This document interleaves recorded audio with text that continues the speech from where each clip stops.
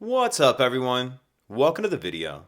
Today we're going to take a look at how to change the battery in this Jeep Grand Cherokee Smart Key Remote Fob.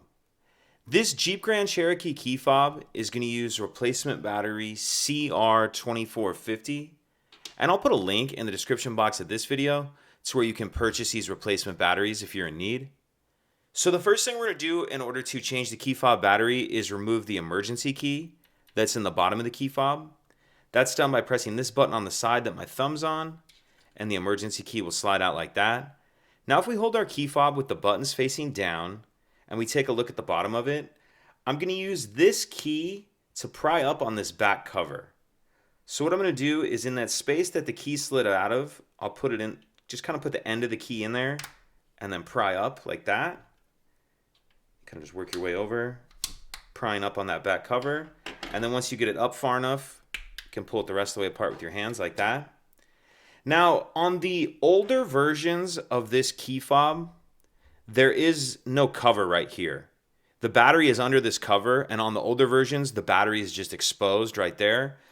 On the newer versions, such as this, we need to remove this cover. So what I'm going to do is take my key and come down here, and if you notice in this corner, it says open.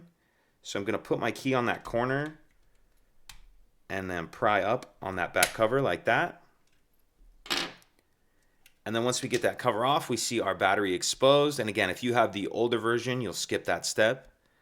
Once we see our battery here, I'm going to use my key to get under the edge of it and pop it out of that little holder. Then I'm going to grab my new battery, and you want to make sure that you're installing the battery with the plus side up. And I'll kind of tuck this edge in first like that, and then snap it down into place. And then if yours has this back cover, we'll go ahead and snap that back on like that.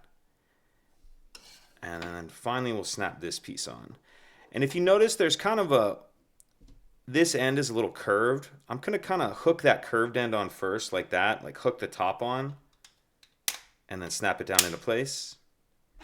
Then we'll throw our emergency key back in, and that's it.